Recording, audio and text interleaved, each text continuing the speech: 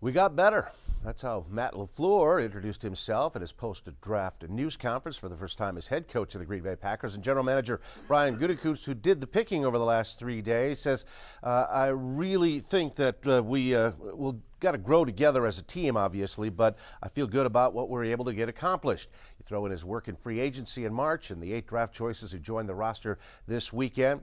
You can see that.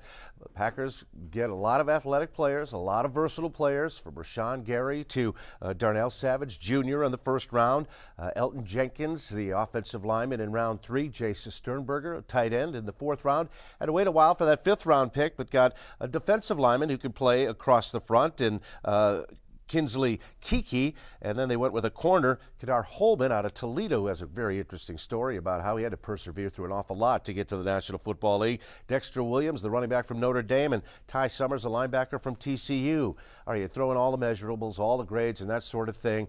Here's where this 2019 draft class is going to hinge, and that is on the first-round picks.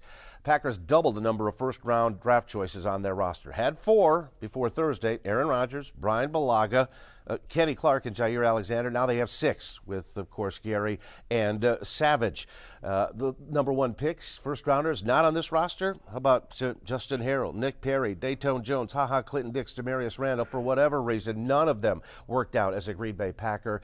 Gary must work out for the Green Bay Packers. They just cannot afford to have a high pick, 12th overall, whiff. And there are some who think it could be a boom or bust selection based on his athletic ability, his status coming out as the top prospect in high school, but not quite living up to that potential at the University of Michigan. He had better here, or it could be another long drought for the Green Bay Packers. I think that's where this thing's all going to hinge, is on how Gary and Savage deliver at the top of this draft class for the Pack in 2019.